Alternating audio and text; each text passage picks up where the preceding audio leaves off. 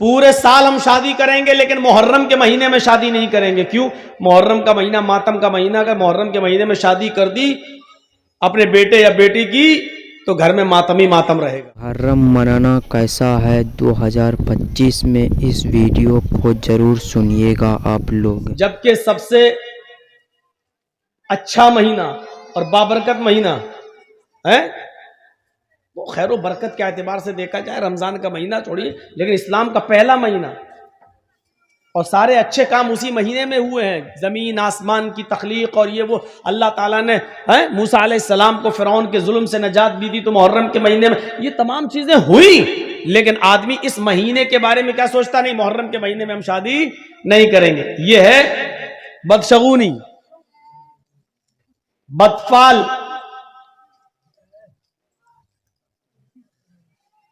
गाड़ी चल रही है स्पीड में, अचानक बिल्ली रास्ते से गुजर गई, रोक दी गाड़ी। क्या हुआ? नहीं, बिल्ली ने रास्ता काट दिया। अरे इतने बड़े बड़े जुआरी, शराबी, कबाबी रास्ता काट रहे हैं, योगी मोदी सब रास्ते से गुजर रहे हैं तो रास्ता मनहूस नहीं हो रहा। बिल्ली बेचारी अल्लाह की मखलूक, बेकसूर जानवर, ये गुजर गया तो रास्ता रोक। नहीं, अरे गाड़ी रोकना थी तो इन मनहूस नेताओं के गुजरने पर रोकना चाहिए थी। कि अब तो पता नहीं सुबह सुबह किस नेता का चेहरा देख लिया, पता नहीं गाड़ी आगे बढ़ेगी कि नहीं बढ़ेगी। रोकना वहां चाहिए, रोक रहे इस बिल्ली पर। यह अकीदा रखना कि बिल्ली के गुजर जाने की वजह से एक्सीडेंट होने का खतरा है। गाड़ी रोक दी, 2 मिनट रुके, उसके बाद गाड़ी चला रहे हैं। यह है बदशगुनी।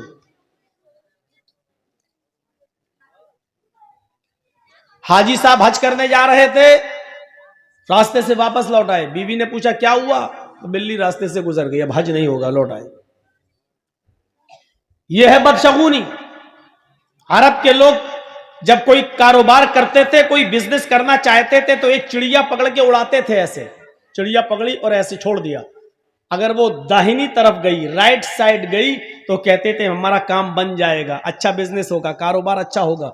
और अगर वो बाएं तरफ भागी तो वो काम नहीं करते थे। नहीं नहीं नहीं नहीं नहीं, ये चिड़िया उल्टी तरफ बाएं तरफ गई है, अब तो हमारा कारोबार फेल हो, नहीं नहीं नहीं, हम नहीं करेंगे बिजनेस, इस चिड़िया ने बता दिया कि हमें नुकसान हो। यह है बदशगुनी, यह है बदशगुनी। अपने छोटे से बच्चे को खेल रहा है, काला धागा लेकर उसकी कमर पे बांध दिया। ये काला धागा उसको बचाएगा नजरे बद से। यह है बदशगुनी। ये माएं जो अपने छोटे छोटे बच्चों को जो नहला धुलाने के बाद एक काले रंग का काजल का टीका लेती हैं और अपने बच्चे के सर पे या गाल पे कहीं लगा देती हैं, काले रंग का ये इससे क्या होगा? नजर नहीं लगेगी। ये है बदशगुनी।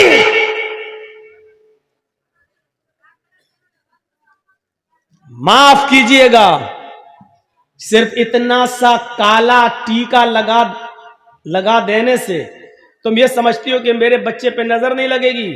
अरे इतना सा काला टीका क्या, पूरा चेहरा भी अगर तू काला कर देगी तब भी ये काला रंग उसका कुछ नहीं कर सकता है।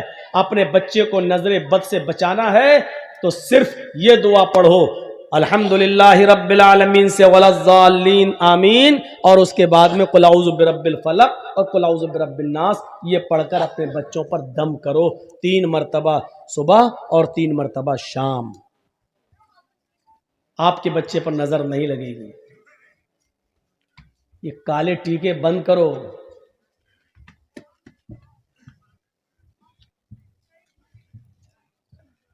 ऐसे लगाओ, टीका लगा दिया। कितने बच्चे खेलते हुए हमारी गोद में आ जाते हैं, यही बिहार बंगाल के अंदर। मौलाना साहब जरा मेरे बच्चे के सर पे हाथ फेर देना, गोद लिया, काला टीका लगा हुआ है, काजल लगा हुआ है। इस अकीदे के साथ कि काला टीका लगा देने से बच्चे पर नजर नहीं लगेगी, गलत। 3 बार सूरह फातिहा पढ़ो, 3 बार कुल औज़ु बिरब्बिल फलक पढ़ो, 3 बार कुल औज़ु बिरब्बिन नास पढ़ो और अपने बच्चों पर दम करो। उसका तरीका यह होना चाहिए कि एक बार पहले पढ़िए आप औज़ु बिल्लाहि मिनश शैतानिर रजीम बिस्मिल्लाहिर रहमानिर रहीम अल्हम्दुलिल्लाहि रब्बिल आलमीन अर्रहमानिर रहीम मालिकि यौमिद्दीन इय्याका नअबुदु व इय्याका नस्तईन इहदिनस सिरातल मुस्तकीम सिरातल लज़ीना अनअमता अलैहिम गैरिल मग़दूबि अलैहिम वलद्दाल्लीन। फिर उसके बाद पढ़ो बिस्मिल्लाहिर रहमानिर रहीम कुल अऊज़ु बिरब्बिल फलक मिन शर्रि मा खलक व मिन शर्रि गासिकिन इज़ा वक़ब। ये पूरी सूरत पढ़ो। उसके बाद पढ़ो बिस्मिल्लाहिर रहमानिर रहीम कुल अऊज़ु बिरब्बिन नास मलिकिन नास इलाहिन नास मिन शर्रिल वसवासिल खन्नास अल्लज़ी युवस्विसु फी सुदूरिन नास मिनल जिन्नति वन नास। एक एक बार पढ़ लिया, अब बच्चे पे दम कर दो। इसके बाद फिर पढ़ो ऐसे ही, फिर पढ़ो ऐसे ही, ऐसे 3-3 बार पढ़ के आप सुबह दम कर दो फजर की नमाज के बाद, और शाम को दम कर दो इशा की नमाज के बाद। मौका लगे तो दोपहर में भी दम कर दो ज़ोहर की नमाज के बाद। लेकिन ये सब करने के लिए अम्मा को उठना पड़ेगा सुबह फजर में, नमाज पढ़ने के बाद दम करने के लिए। अब इन झमेलों से बचने के लिए कुछ कठमुल्लाओं ने कह दिया है काला टीका लगा दो, नजर नहीं लगेगी। सच बता रहे हैं, यही कठमुल्ला उल्टी छुरी से काटे जाने वाले हैं। काले, अगर काली चीज से नजर रुकने वाली होती तो हिंदू भाई तो इतने इतने बड़े वो काली दुर्गा मां का इतना बड़ा वो लगा लेते हैं अपने घरों में, जबान निकाले हुए करे हुए।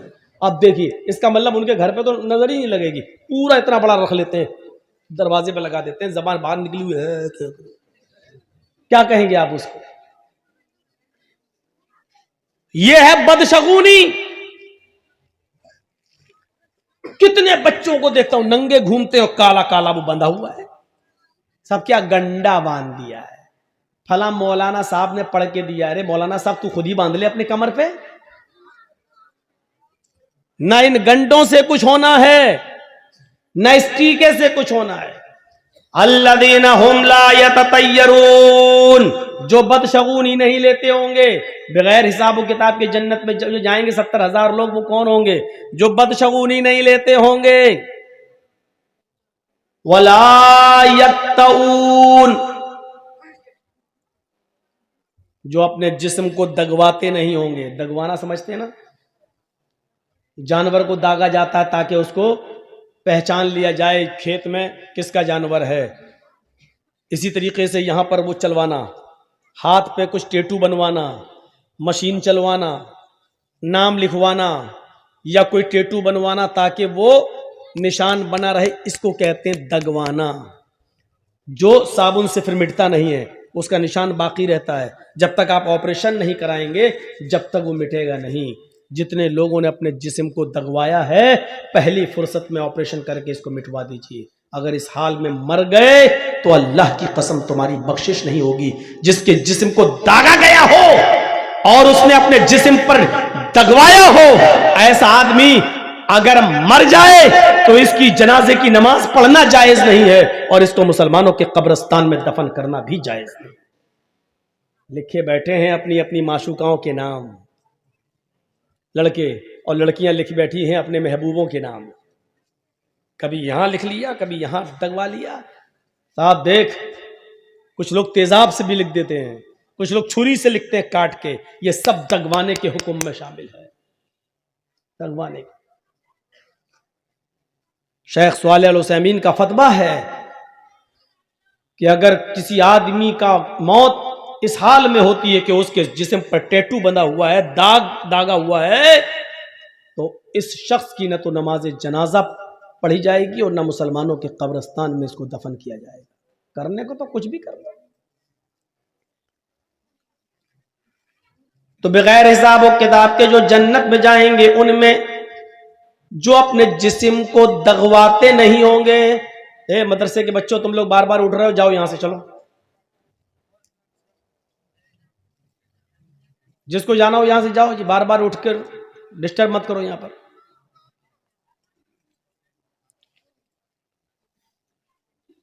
अल्लज़ीना हुम ला यततय्यरून वला यक्तऊन, और जो अपने जिस्म को दगवाते नहीं होंगे। और तीसरी चीज सुन लीजिए, जो बगैर हिसाब व किताब के जो लोग जन्नत में जाएंगे उनमें तीसरी चीज क्या है? सही बुखारी की हदीस, अल्लाह के नबी फरमाते वला यस्तरकून, जो झाड़ फूक नहीं करते हो।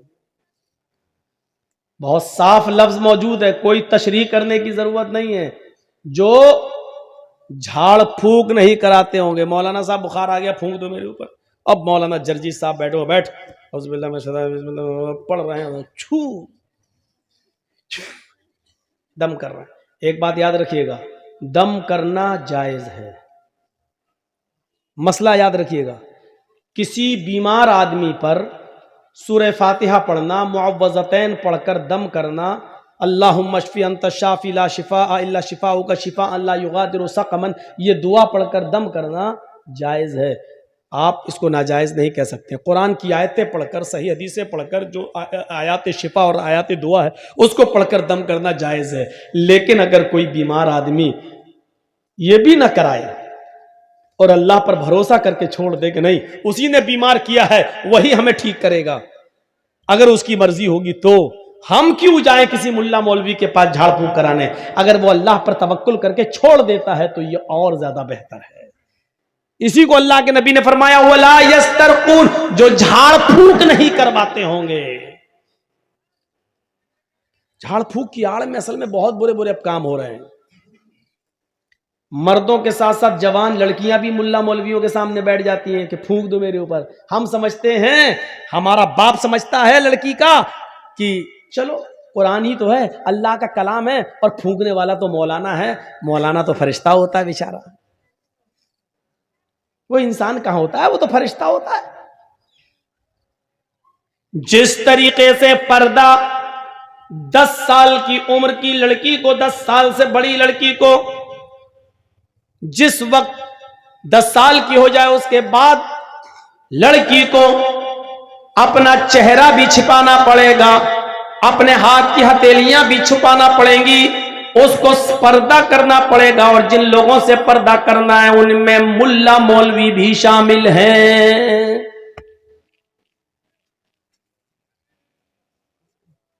अब लड़की का बाप लड़की पर दम कर सकता है, लड़की का भाई लड़की पर दम कर सकता है, लड़की की मां लड़की पर दम कर सकती है, लड़की का शौहर लड़की पर दम कर सकता है। माफ कीजिएगा मौलाना जर्जीस, आपकी जवान बेटी पर दम नहीं कर सकते हैं सामने बिठाकर।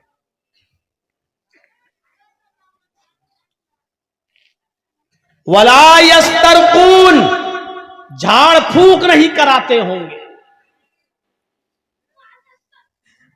झाड़ फूक अगर कोई शख्स करता है कुरान हदीस के दायरे में तो जायज है, लेकिन अगर अल्लाह पर भरोसा करके ये भी ना करवाया जाए तो अफजल है, बेहतर है। वला यस्तर। और चौथी चीज वाला रब्बिहिम यतवक्कलून, और जो अपने रब के ऊपर पूरा पूरा भरोसा और तवक्कुल करते होंगे, ये लोग बगैर हिसाब व किताब के जन्नत में जाएंगे। अब जन्नत में जाने वाले कितने लोग हो गए? जिन्होंने कहा ला इलाहा इल्लल्लाह वो जन्नत में जाएंगे। जिन्होंने ला इलाहा इल्लल्लाह के साथ नमाज पढ़ी, रोजा रखा, हज किया, ज़कात दी, यानी चारों काम किए, ये जन्नत में दाखिल होंगे। और तीसरी चीज मन काना फी आखिरी कलाम, मन काना फी आखिर कलाम ही ला इलाहा इल्लल्लाहु दखलल जन्नह, और जिसकी जबान से आखिरी जुमला ला इलाहा इल्लल्लाह निकला वो जन्नत के अंदर दाखिल होगा। जो बदशगुनी नहीं करता होगा वो जन्नत के अंदर दाखिल होगा। बगैर हिसाब व किताब की जाने वालों में ये भी शामिल है। और जो अपने जिस्म को दगवाते नहीं होंगे, और जो झाड़ फूक नहीं कराते होंगे, और जो अपने रब के ऊपर पूरा का पूरा तवक्कुल और भरोसा और एतमाद करते होंगे, अल्लाह के अलावा उनका यह एतमाद किसी और के ऊपर नहीं गया होगा, ये बगैर हिसाब ये जन्नत में जाने वाले लोगों में से होंगे। आइए एक और आसान तरीका बता दूं जन्नत में जाने का, और बहुत आसान है। मा मिनकुम मिन अहदिन, मा मिनकुम मिन अहदिन यतवज़्ज़उ फयुहसिनुल वुज़ू सुम्मा यक़ूल अशहदु अल्ला इलाहा इल्लल्लाह व अशहदु अन्ना मुहम्मदन अब्दुहु व रसूलुहु इल्ला फुतिहत लहु अब्वाबुल जन्नति समानियतु। तुम में से जिसने वुजू बनाया, लीजिए, तुम में से जिसने वुजू बनाया, फयुहसिनल वुजू, और अच्छी तरीके से वुजू बनाया। एक तो होता वुजू बनाना और एक होता है अच्छी तरीके से वुजू बनाना। वुजू बनाना क्या है? जैसे बिहार में एक जगह हम जलसे में गए तो जो टोटियां लगी थी मस्जिद में, नल जो लगे हुए थे, वहां बैठकर मैं वुजू बना रहा था। तो जमात खड़ी थी, बिहारी का एक आदमी बेचारा आया उसी गांव का और मेरे पास आकर बैठ के वो भी वुजू बनाने लगा और हमसे पूछता है कि मौलाना साहब हमें कितनी रकात हो गई? हमने कहा शायद 2 हो गई, ये 2 बची हैं। 2 हो गई कि हाँ। अब देखिए उसकी वुजू की, अल्लाह, उसको दोनों मिल गई और मैं जब तक वुजू बना के पहुंचा तो मेरी एक और छूट गई। बैठा तो निकल चुकी थी, 2 रह गई थी। पूछा कितनी मौलाना, कितनी हो गई? हमने कहा 2 हो गई, शायद 2 रह गई। उसने इतनी जल्दी वुजू बनाया कि जो रह गई थी वो दोनों मिल गई। अब अल्लाह बेहतर जाने कि इसने वुजू बनाया कि क्या किया, ये वुजू नहीं है। कौन सा वुजू बनाने वाले को जन्नत मिल रही है? वुजू सीखिए क्या है। फयुहसिनल वुजू, अच्छी तरीके से वुजू बनाना। अच्छी तरीके से वुजू क्या है? आप एक चुल्लू पानी लीजिए, जैसे नल पर बैठे तब भी, टोटी खोलिए, पानी लीजिए, टोटी बंद कर दीजिए, पानी ज्यादा जाय ना हो। 2 मुद पानी में अल्लाह के रसूल वुजू बना लेते थे। 4 मुद का 1 सा होता है, 4 मुद का 1 सा होता है और 1 सा 2.5 किलो का होता है। कितने का?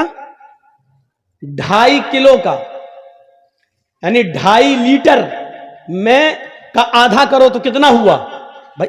2.5 किलो। ये 4 मुद है, 4 मुद का 1 सा, और 1 सा कितने का होता है? 2.5 किलो का। तो आधा सा यानी 4 में से 2 मुद, तो आधा सा यानी 2.5 किलो का आधा करिए तो कितना हुआ? 1.25 लीटर पानी में अल्लाह के रसूल वुजू बना लेते थे। सुन लीजिए, एक एक बाल्टी भरकर वुजू बनाने वालों, वुजू बनाने का सवाब तो मिलेगा, लेकिन एक बाल्टी पानी जो खर्च कर दी इसका गुनाह भी पड़ेगा। तुम बचोगे नहीं। सोचिए,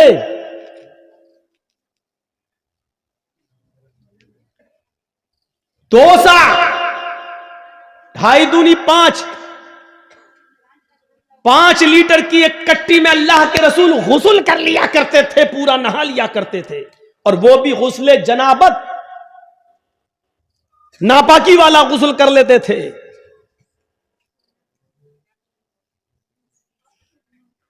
मौलाना साहब इतने में तो हमारे पैर भी नहीं धुलेंगे।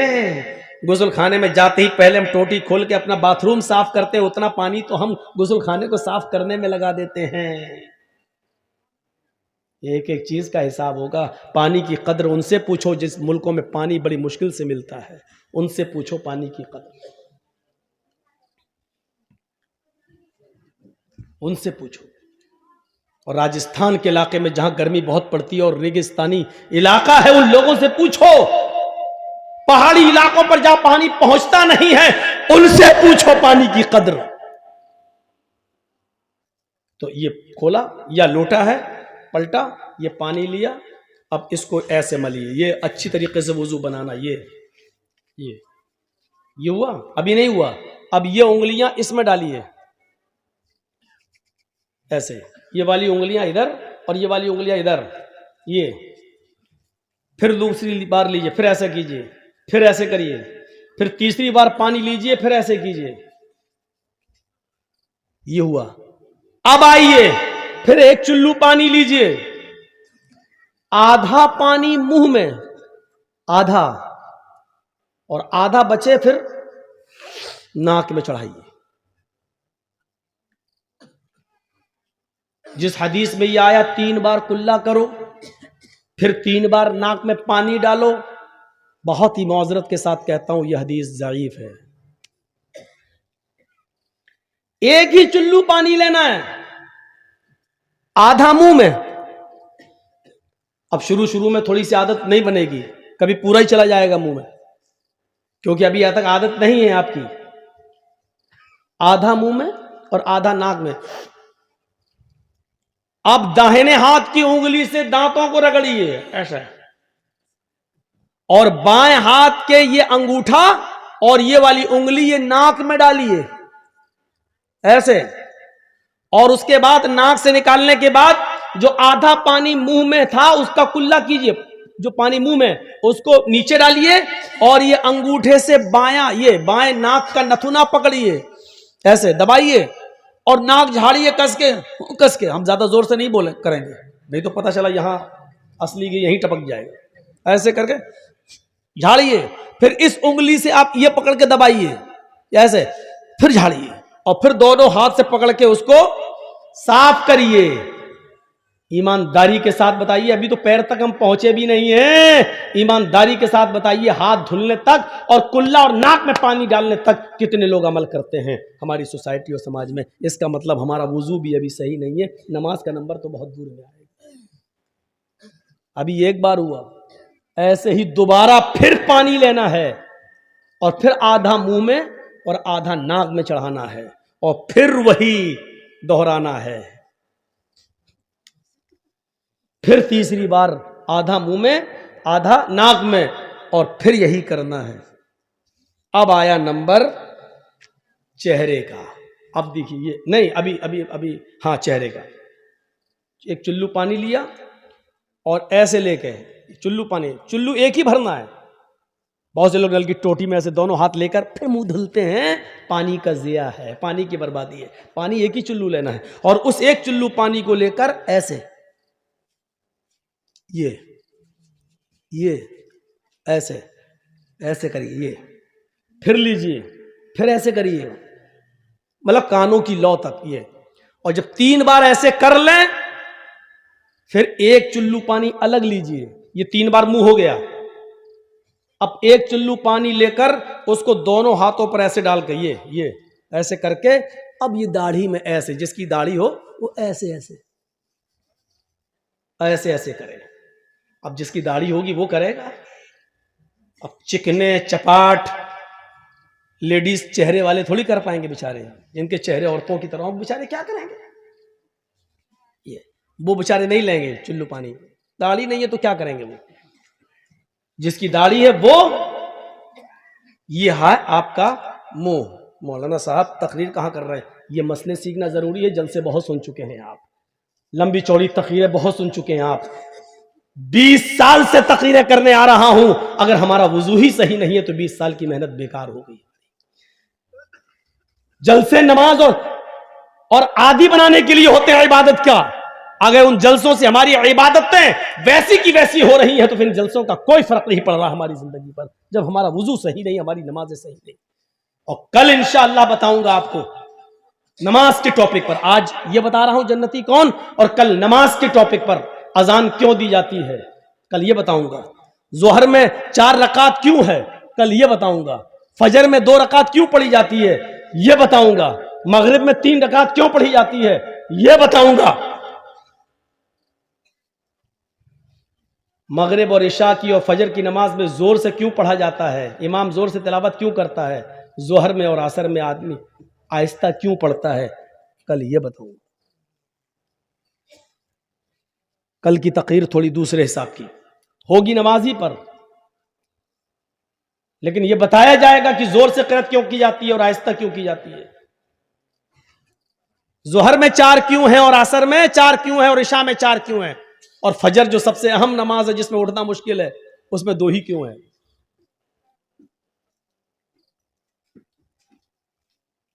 तो ये वुजू अभी, अब 3 बार चेहरा हो गया, अब ये हाथ ऐसे लीजिए, एक चुल्लू पानी बस, और इसी को आप चढ़ा लीजिए। बहुत से लोग कहते हैं ऐसे करोगे तो गुनाह ऊपर चढ़ जाएंगे। अल्लाह के बंदे, अपनी अकल से मत दौड़ाओ सारी खुराफातें। पानी लिया और ऐसे करो, और इस हाथ से ऐसे ऐसे ये कोहनी तक आप धुलिए, फिर लीजिए, फिर कोहनी तक धुलिए, फिर इसी दाहिने हाथ में एक चिल्लू पानी भरकर फिर उल्टे हाथ पर ऐसे ऐसे कीजिए, ये फिर लीजिए, फिर कीजिए। और उसके बाद में एक बार पानी लिया चुल्लू में, एक ही चुल्लू पानी, फिर लेकर फिर आपको ऐसे करके ये करना है। सुनिए, मसा यहां तक लाइए, जहां पर सर पर तकिया रखते हैं आप, ये यहां तक, जिसको हम लोग गुद्दी बोलते हैं, यहां तक लाइए हाथ, बिल्कुल ऐसे ही। और इसको पूरी तरीके से, बहुत से लोग क्या करते हैं जो हिप्पी कट बाल रखते हैं, जो शाहरुख खान बने हुए हैं, अरे हम क्या इनके नाम लें, जो हिजड़े बने हुए हैं, ये कहूं, ये ज्यादा बेहतर है। हम तो ये जुमला इस्तेमाल करेंगे, जिसको बुरा लगता हो वो लगे और कल ना आए। जो आजकल बिल्कुल लंबे लंबे बाल रखकर वो बने हुए हैं, हिप्पी कट, हिजड़े कट, ये कुछ बाल देखे ना आप कैसे कट रहे हैं, यहां से बिल्कुल मशीन चल रही है, यहां से चल रही है, यहां पर देख रहे हैं जैसे टिल्लू पंप रख दिया गया हो, यहां से टकला, यहां से टकला, यहां से टकला, बाल यहां पर हैं। कसम खुदा की ऐसा लगता है, ये बाल कौन से हैं, इसको हम कहते हैं सुअर कट बाल, सुअर कट बाल है ये लोग रख रहे हैं आज। ये तो क्या है सर का मसा, ये और फिर यहां से वापस लाइए, ये अब आपका सर का मसा हो गया। और जोर से करना है, बाल बिगड़ जाने दो। अरे हमारे भी तो बिगड़ गए हैं, हम भी तो कंगी अंगी करके आए। आपको समझाने के लिए देखिए, ये लिया यहां से लेके ऐसे, ये लीजिए, ये हो गया, फिर यहां से वापस लाइए, ये। अब उसके बाद दोबारा पानी लेने की जरूरत नहीं है, इसी दोनों उंगलियों को कान में डालिए और कान में आप फेरते चले जाइए, आपकी उंगली अपने आप घूमती रहेगी। क्यों? उसमें वो गड्ढे बने हुए हैं, ये अपने आप जब आप ऐसे करेंगे, ऐसे चलाएंगे तो सब उसकी जो नालियां बनी हुई हैं उसमें जाता रहेगा। ये करने के बाद ऐसे देखिए, ये कर लिया, और ये दो अंगूठे, ये देखिए, ये गौर से, इस वक्त खरगोश में समझना हमको, ये दो अंगूठे जो अभी यहां करने के बाद ये एक बार, ये है आपका सर का मसा। ईमानदारी के साथ बताइएगा, ऐसा वुजू कौन बना रहा है आजकल? चले हैं नमाज पढ़ने के लिए, 900 चूहे खा के बिल्ली चली हज को। अब उसके बाद में आइए पानी के लिए पैर धुलने का। तो ये पैर धुलने का बड़ा अजीब मसला है, 3 बार कैसे धुला जाएगा? अब चिल्लू भर पानी लेकर तो नहीं धुला जाएगा, तो आपके पास जो लोटा हो तो वो उस पर थोड़ा सा पैर में उलट कर ये करिए ऐसे, और फिर ये उंगली ऐसे, एक एक उंगली, अब हम मोजे पहने हैं तो इसलिए एक एक उंगली को जैसे हम हाथ में किया था ऐसे इसको भी ऐसे करिए। आपको लगता है कि कहीं खुश्क न रह जाए, थोड़ा सा पानी और डाल लीजिए, फिर ऐसे करिए, ये ऐसे 3 बार ये और 3 बार ये, दोनों पैर कम से कम यहां तक, टखने तक, यहां तक धुलना है। ज्यादा अगर आप धुल लेते हैं तो कोई मुजायका नहीं है, कोई हर्ज नहीं है, धुल सकते हैं। ये है आपका वुजू, जिसको कहते हैं फयुहसिनुल वुजू, अच्छी तरीके से वुजू बना। अब हदीस सुनिए, मा मिनकुम मिन अहदिन यतवज़्ज़उ फयुहसिनुल वुजू थुम्मा यक़ूल, तुम में से जिसने वुजू बनाया और अच्छी तरीके से वुजू बनाया, और वुजू बनाने के बाद खड़ा हो गया, वुजू बनाकर फारिग हुआ, खड़ा हो गया, खड़ा होने के बाद जिसने ये दुआ पढ़ी, अशहदु अल्ला इलाहा इल्लल्लाहु व अशहदु अन्ना मुहम्मदन अब्दुहु व रसूलुहु, जिसने वुजू बनाने के बाद ये दुआ पढ़ी, इल्ला फुतिहत लहु अब्वाबुल जन्नति समानिया, ऐसे आदमी के लिए जन्नत के 8 दरवाजे खोल दिए जाते हैं। जन्नत के 8 दरवाजे इस आदमी के लिए खोल दिए जाते हैं। अच्छी तरीके से वुजू बनाकर दुआ मांगने वाला, दुआ पढ़ने वाले के लिए जन्नत के 8 दरवाजे खोल दिए जाते हैं। ये है जन्नत। मोबाइल में 2 GB खर्च करके जहन्नम कमा रहे हो, पैसा खर्च कर करके वो जहन्नम ले लेते हो, लेकिन जन्नत फ्री में मिल रही, हम लेने के लिए तैयार नहीं। ये हो गया वुजू। और वुजू बनाने के बाद जिसने दुआ पढ़ी, और दुआ देखो, इतना सा बच्चा कुर्सी चोरी करके कहां भाग रहा है? रहने दो, किसी बड़े बाप का बेटा लग रहा हो, अभी से जमीन पर नहीं बैठ रहा, अभी से कुर्सी पे बैठ रहा है। हमें डर लगता है आगे चल के ये मोदी ना बन जाए। तो वजू बनाया और अच्छी तरीके से वजू, और वजू बनाने के बाद ये दुआ, बहुत से लोग ये दुआ भी पढ़ते हैं, अल्लाहुम्मा जालनी मिनत तव्वाबीन व जालनी मिनल मुतताहिरीन। कोई हर्ज नहीं, पढ़ सकते हो, जायज़ है। लेकिन मुस्लिम शरीफ की हदीस में इतनी ही दुआ बताई जितनी मैंने पढ़ी है, अशहदु अल्ला इलाहा इल्लल्लाह व अशहदु अन्ना मुहम्मदन अब्दुहु व रसूलुहु। अगर इतनी दुआ पढ़ते हैं तब भी काफ़ी है, और यह हदीस सही है, मुस्लिम की है। तिरमिजी के अंदर अल्फाज की ज्यादती है, अल्लाहुम्मा जालनी मिनत तव्वाबीन व जालनी मिनल मुतताहिरीन। आप पढ़ सकते हैं, कोई हर्ज की बात।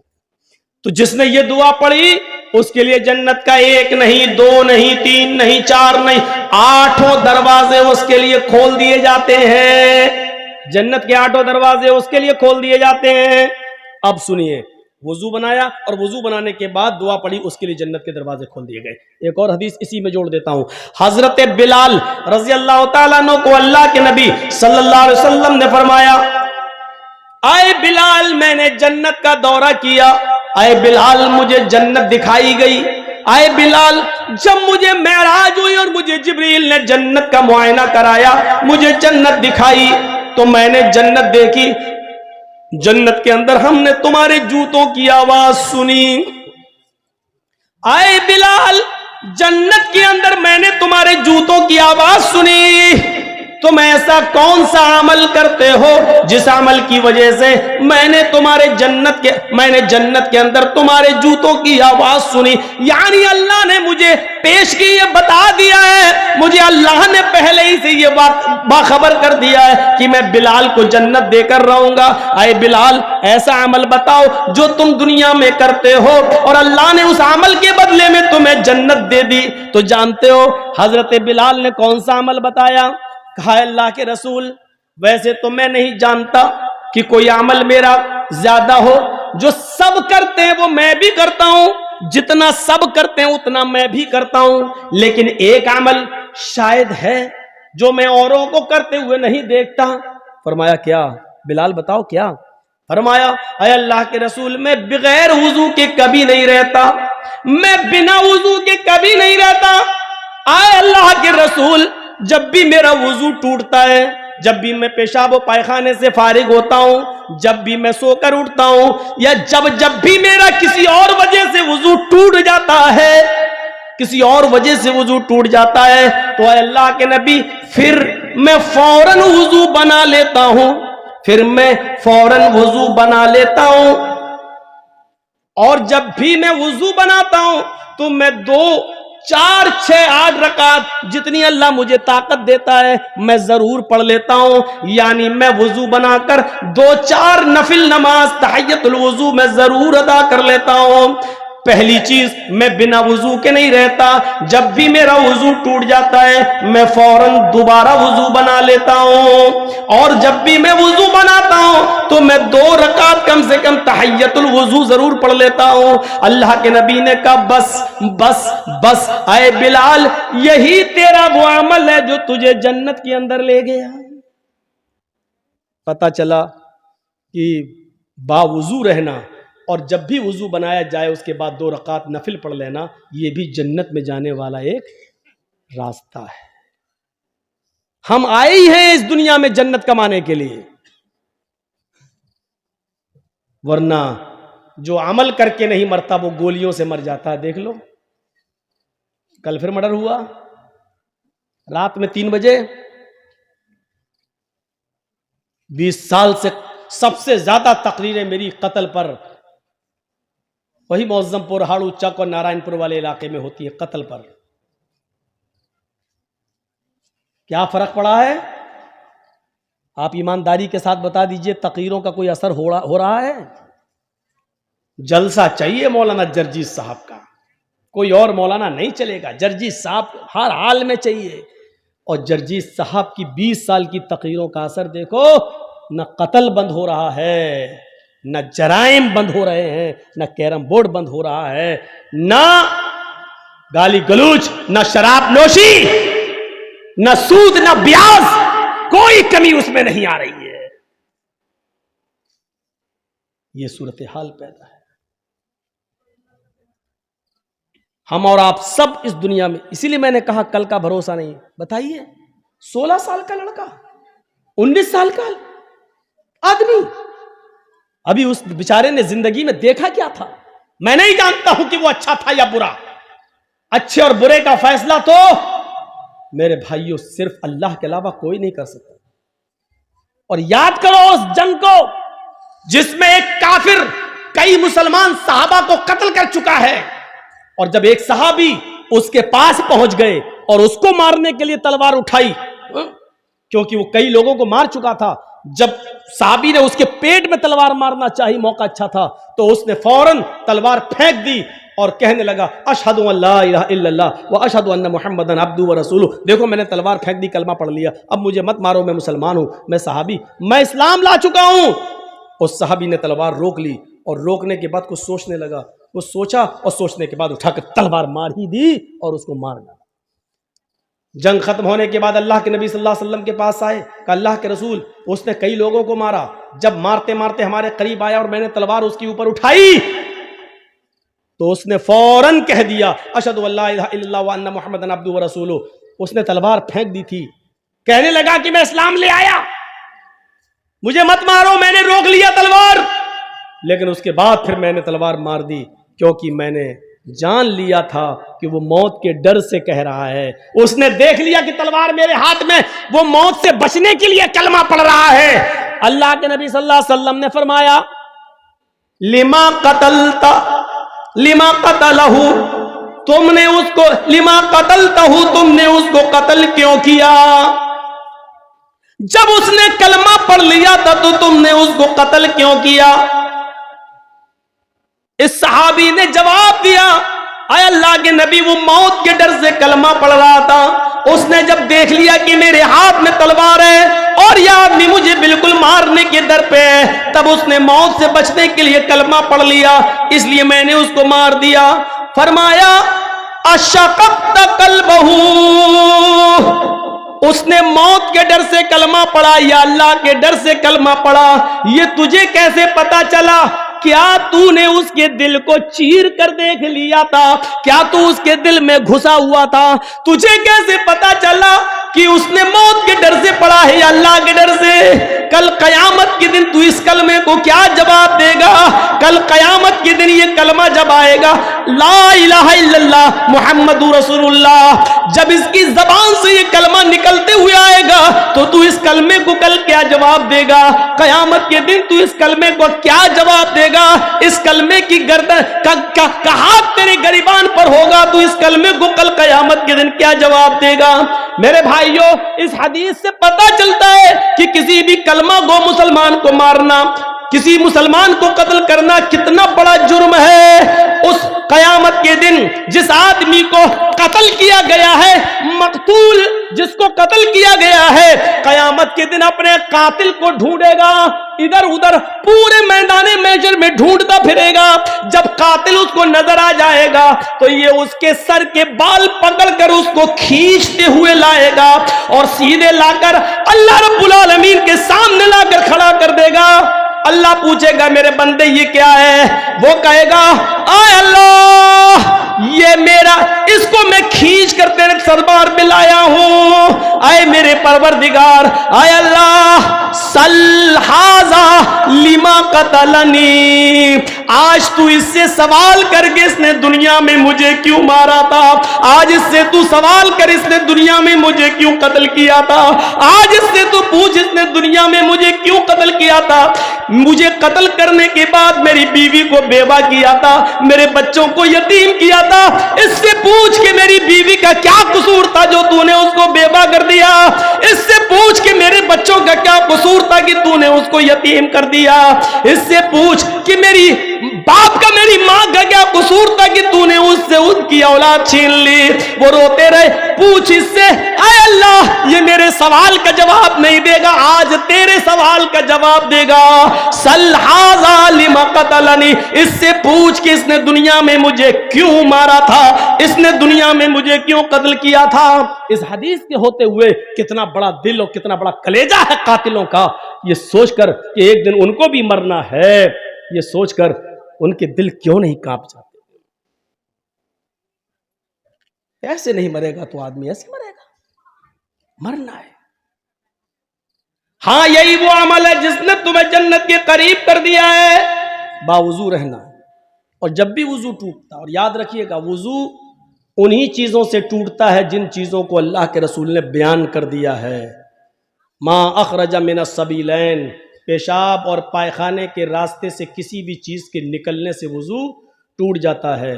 पेशाब करने से भी वुजू टूट जाता है, लेटरिन करने से भी वुजू टूट जाता है, हवा के खारिज हो जाने से वुजू टूट जाता है। इसी तरीके से गहरी नींद सो जाने से, सोकर उठने से वुजू टूट जाता है। इसी तरीके से कै आ जाए, उल्टी आ जाए, उससे वुजू टूट जाता है। इसी तरीके से आपकी नाक के नक्सीर फूट जाए तो उससे वुजू टूट जाता है। इसके अलावा और